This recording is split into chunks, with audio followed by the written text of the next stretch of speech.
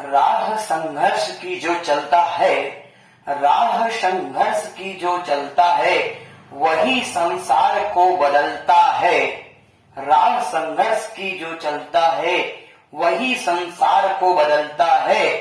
जिसके रातों से जंग, जिसने रातों से जंग जीती है, जिसने रातों से जंग जीती है, सूर्य बनकर वही उभरता है, सूर्य बनकर वही उभरता है। नमस्कार दोस्तों, स्वागत है आपका मेरे YouTube channel technical coaching classes Harda में। मैं शेखर कुमार। शुरुआत करते हैं 25 प्रश्न सीरीज भाग 5 की।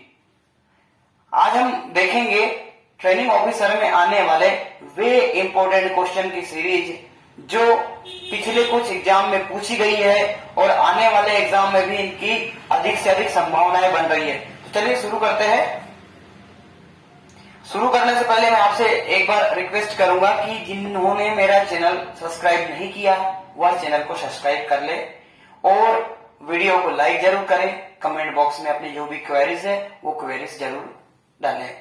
तो शुरुआत करते हैं। सबसे पहले क्वेश्चन है हमारे पास कि अर्थिंग तार का आकार या अर्थिंग तार का आकार क्या होता है। अर्थिंग तार का आकार क्या होता है। तो हमको पता है सभी को कि अर्थिंग तार जो है हमारा, इसका आकार क्या होता है। इसका आकार होता है 8SWG। 8SWG जो है इसका राइट आंसर होगा। SWG, अब यहाँ पर एक चीज याद रखना, SWG का मतलब क्या है। Standard wire gauge. Standard wire gauge जो है इसका फुल फॉर्म होता है। तो आपको इसका फुल फॉर्म भी पूछ सकते हैं कि SWG क्या होता है। तो क्या होता है, स्टैंडर्ड वायर गेज।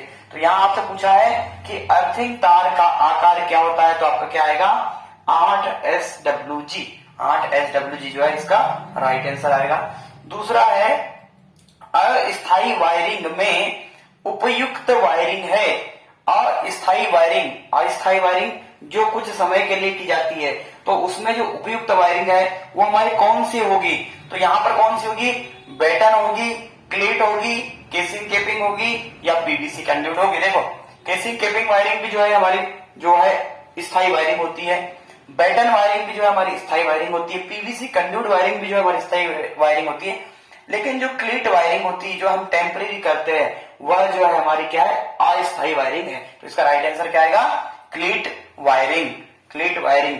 अगला क्वेश्चन है हमारे पास कि नियॉन टेस्टर द्वारा क्या जांचते हैं। नियॉन टेस्टर द्वारा क्या जांचते हैं, तो सभी को पता है, बहुत इजी क्वेश्चन है बिल्कुल। हाँ, नियॉन टेस्टर के द्वारा हम क्या जांचते हैं, तो हम जांचते हैं फेज जो है नियॉन टेस्टर के द्वारा हम इसमें जांचते हैं।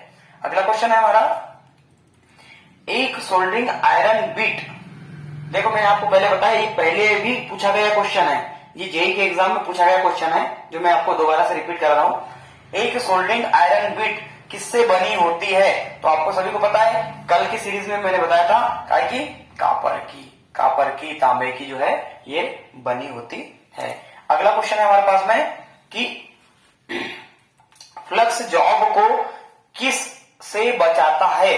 फ्लक्स जो हम सोल्डरिंग में यूज करते हैं, वो फ्लक्स जो है जॉब को किस चीज से बचाता है, तो सभी को पता है फ्लक्स जॉब को कैसे बचाता है, जंग से जो है इसका राइट आंसर होगा, है ना। अगला क्वेश्चन है हमारे पास में, सोल्डर आयरन किस कार्य में प्रयोग किया जाता है। सोल्डर आयरन किस कार्य में प्रयोग किया जाता है। स्क्रू कसने के लिए, तारों को छीलने के लिए, ज्वाइंट पर टाका लगाने के लिए या सभी के लिए। तो इसका क्या है राइट आंसर, सोल्डर आयरन किस उपयोग में हिलाया जाता है, ज्वाइंट पर टाका लगाने के लिए। बिल्कुल राइट आंसर है आपका हर्षित।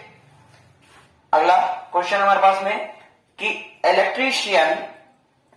इलेक्ट्रीशियन के लिए कॉम्बिनेशन प्लायर की लंबाई कितनी होती है। इलेक्ट्रीशियन के लिए कॉम्बिनेशन प्लायर की लंबाई कितनी होती है, 20 सेंटीमीटर, 15 सेंटीमीटर, 25 सेंटीमीटर या 10 सेंटीमीटर। कॉम्बिनेशन प्लायर जिसको हम हमारी घरेलू भाषा में पेंचिस कहते हैं। तो पेंचिस का जो साइज होता है वो कितना होता है, इसमें इलेक्ट्रिशियन भी यूज करने वाला 20 सेंटीमीटर। 20 सेंटीमीटर इसका राइट आंसर आएगा। अगला क्वेश्चन है हमारे पास में, कौन से प्लायर का उपयोग तार के हुक और लूप बनाने में किया जाता है? तारों के हुक और लूप बनाने में हम कौन से प्लायर का यूज करते हैं? तो सभी को पता है कि जो राउंड नोज प्लायर होता है, इसका जो यूज है हम तारों के हुक और लूप बनाने में करते हैं। अगला क्वेश्चन है हमारे पास में, बिजली की मात्रा के लिए इकाई क्या है? बिजली की मात्रा के लिए इकाई क्या है? बिजली की मात्रा मतलब आपको पता है सभी को कि मात्रा मतलब क्या होता है? हम आवेश कह सकते हैं कि इसकी जो मात्रा होती है बिजली की मात्रा मतलब आवेश के लिए इकाई क्या? आवेश की इकाई क्या होती है? कूलाम। कूलाम जो है इसका राइट आंसर आएगा। अगला क्वेश्चन है हमारे पास में, देखो ये जो क्वेश्चन मैंने अभी बताया, ये क्वेश्चन बहुत बार पूछा गया है। पिछले टीओ के एग्जाम में भी ये क्वेश्चन आया था, इसलिए इसकी अच्छे से एक बार तैयारी करना। क्या है इसका राइट आंसर? कूलाम। कई बार कंफ्यूजन के लिए क्वेश्चन देते, आवेश न लिखते मात्रा लिख दी, आप कंफ्यूज बिल्कुल ना हो। अगला क्वेश्चन है हमारे पास में कि श्रेणी परिपथ में प्रतिरोध R2 में वोल्टेज ड्रॉप का मान बताइए। जो इस श्रेणी परिपथ दिया है इसमें वोल्टेज ड्रॉप का मान कितना है? ये जो है हमारा 1000 ओम का रेजिस्टेंस है, ये जो है हमारा ये 2000 ओम का रेजिस्टेंस लगा हुआ है यहाँ पर हमारा 4000 ओम का रेजिस्टेंस लगा हुआ है और यहाँ पर हमारा 3000 ओम का रेजिस्टेंस लगा हुआ है। तो आप फाइनली इसमें ओम का नियम जो है वो लगा दोगे, ओम का नियम लगा दोगे तो आपका इसका आंसर आ जाएगा। तो इसका फाइनल आंसर कितना आएगा? 10 वोल्ट है ना, 10 वोल्ट जो है आपका फाइनली इसका आंसर आएगा। अगला क्वेश्चन है हमारे पास में जो न्यूमेरिकल क्वेश्चन है, न्यूमेरिकल क्वेश्चन के लिए मैंने अलग से वीडियो बनाया था, आप उसमें देख सकते हैं। क्योंकि हम लोग अभी जो है ऑब्जेक्टिव सीरीज की तैयारी कर रहे थे, इसमें मैं ज्यादा डिटेल आपको नहीं बता पाऊंगा क्योंकि उससे ज्यादा टाइम वेस्ट होगा हमारा। मैंने इसके लिए अलग से वीडियो बनाया तो आपको जरूर देखें। अगला जो है हमारे पास में, अर्धचालक पदार्थ कौन सा है? निम्न में से अर्धचालक सेमीकंडक्टर जो पदार्थ है वो हमारा कौन सा है? तो आपका क्या आएगा राइट आंसर?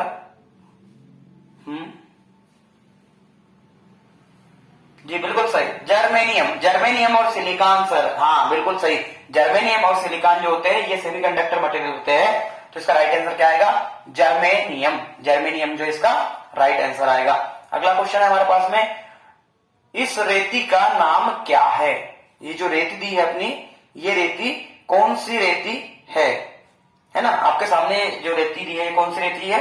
तो ये कौन सी रेती है? क्योंकि यहाँ जो कट लगे हुए हैं, ये आपके जो कट है, इस कट से इसका पता लगाया जाता है। इसको बोलते हैं रास्प कट रेती जो है इसका राइट आंसर आएगा, है ना? रास्प कट रेती। ये फिटर के लिए भी पूछ सकते हैं, इलेक्ट्रिशियन में भी पूछते हैं, है ना? अगला क्वेश्चन हमारा कि गैल्वेनीकृत लोहे के लिए किस प्रकार के सोल्डर फ्लक्स का उपयोग किया जाता है? गैल्वेनीकृत लोहे के लिए किस प्रकार के सोल्डर फ्लक्स का उपयोग किया जाता है? सभी को पता है कि गैल्वेनीकृत, इसके लिए जो है हमारा किस प्रकार का सोल्डर प्रयोग किया जाता है? रोजीन, जस्ता क्लोराइड, साल अमोनिया या हाइड्रोक्लोरिक अम्ल। तो इसका राइट आंसर क्या आएगा? हाइड्रोक्लोरिक अम्ल। क्या आएगा?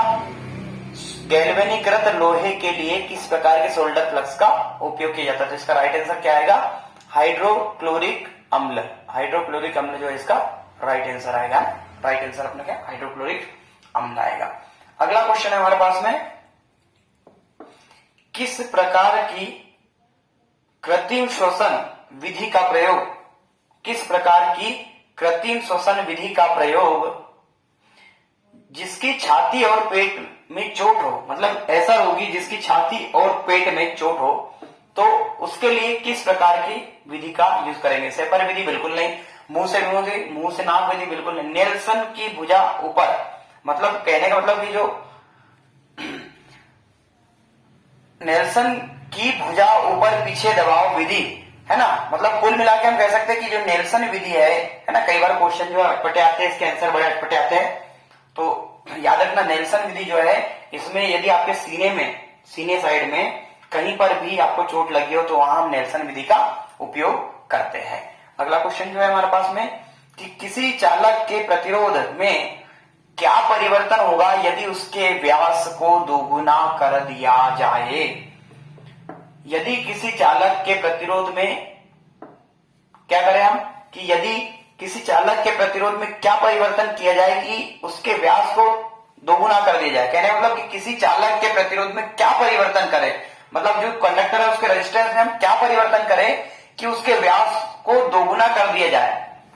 तो यदि उसके व्यास को दोगुना कर दिया जाए तो उसमें क्या परिवर्तन होगा, मतलब फाइनली क्वेश्चन ये बोल रहा है कि किसी चालक के प्रतिरोध में क्या परिवर्तन होगा यदि उसके व्यास को दोगुना कर दिया जाए, मतलब इसके डायमीटर को यदि बढ़ा दिया जाए रेजिस्टेंस के तो क्या परिवर्तन होगा।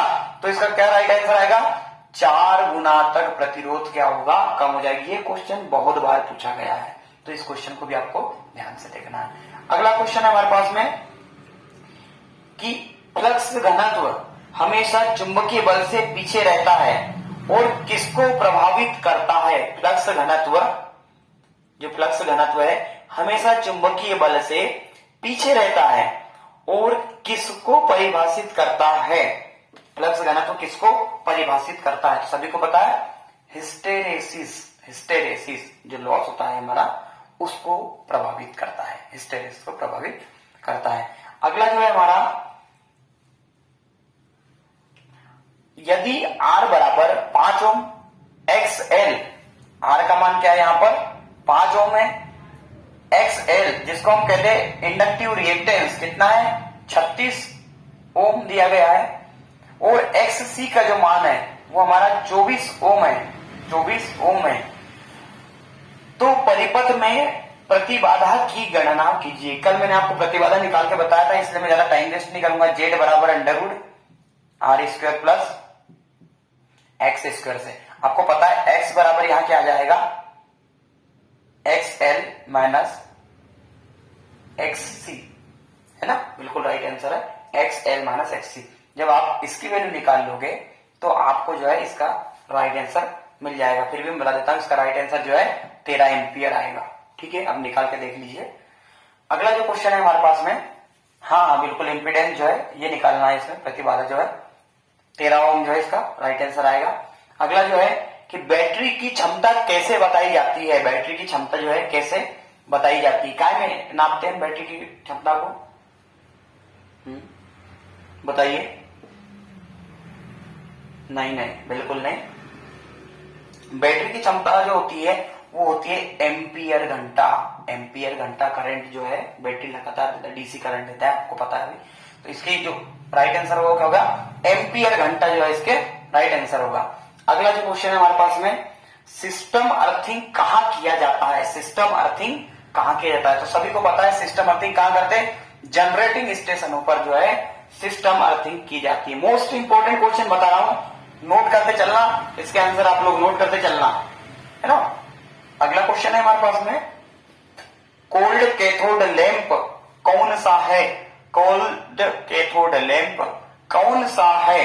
तो इसका राइट आंसर क्या आएगा, नियॉन संकेत लैंप। नियॉन संकेत लैंप जो है हमारा कोल्ड कैथोड लैंप कहलाता है। राइट आंसर क्या जाएगा, बी, है ना।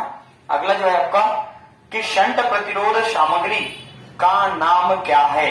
ये जो सामग्री दी गई है शंट प्रतिरोध सामग्री, इसका नाम क्या है। तो क्या है इसका नाम, मैग्नीन। मैग्नीन जो है, मैग्नीन जो है इसका नाम होगा। अगला क्वेश्चन जो है हमारे पास में, चुंबकीय क्षेत्र के प्रभाव के कारण मापने की कौन सी त्रुटि होती है। चुंबकीय क्षेत्र के प्रभाव के कारण मापने की कौन सी त्रुटि होती है। आपको 4 प्रकार की त्रुटि दी है, डिवाइस त्रुटि, मानव त्रुटि, प्रभाव त्रुटि या स्विचिंग त्रुटि।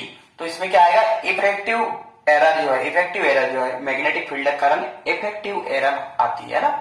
अगला जो है आपके पास में जो मीटर दिया गया है, ये कौन सा मीटर है, हमारा जो मीटर दिया गया है यह कौन सा मीटर है। सभी को पता है ये क्या है, DC multi range. DC multi range क्या है, वोल्ट मीटर। बिल्कुल सही आंसर है इसका, DC multi range volt meter. अगला क्वेश्चन है हमारे पास में, यदि करंट ट्रांसफार्मर का सेकेंडरी खुला रखा जाए तो इस पर क्या प्रभाव होगा। यदि सीटी, सीटी मतलब करंट ट्रांसफार्मर, है ना, करंट ट्रांसफार्मर का द्वितीय मतलब सेकेंडरी वाइंडिंग यदि खुली रखी जाए तो इस पर क्या प्रभाव होगा? तो क्या प्रभाव होगा इस पर? प्राथमिक कुंडली जल जाएगी, या वोल्ट एम्पियर क्षमता कम हो जाएगी, या वोल्ट एम्पियर क्षमता बढ़ जाएगी, या करंट ट्रांसफार्मर की सेकेंडरी वाइंडिंग जल जाएगी। तो इसका राइट आंसर क्या आएगा? करंट ट्रांसफार्मर की सेकेंडरी वाइंडिंग जल जाएगी। अगला क्वेश्चन, किस प्रकार के रिले को एसी और डीसी दोनों में संचालित किया जाता है? ऐसा कौन सा रिले है जिसका उपयोग एसी और डीसी दोनों में संचालित किया जा सकता है? तो इसका राइट आंसर क्या आएगा? आवेग रिले। आवेग रिले जो है इसका राइट आंसर आएगा। तो जैसे कि मैंने आज आपको बताया 25 प्रश्न सीरीज, ये मोस्ट इंपोर्टेंट सीरीज है, जो इसमें से मान के चलो कि कम से कम 10 क्वेश्चन जो है ट्रेनिंग ऑफिसर के एग्जाम में आएंगे ही आएंगे। लिख के ले लो। तो याद रखना, आपको बहुत अच्छे से तैयारी करनी है और इस बार केवल टीओ पार। बहुत बहुत धन्यवाद आपका।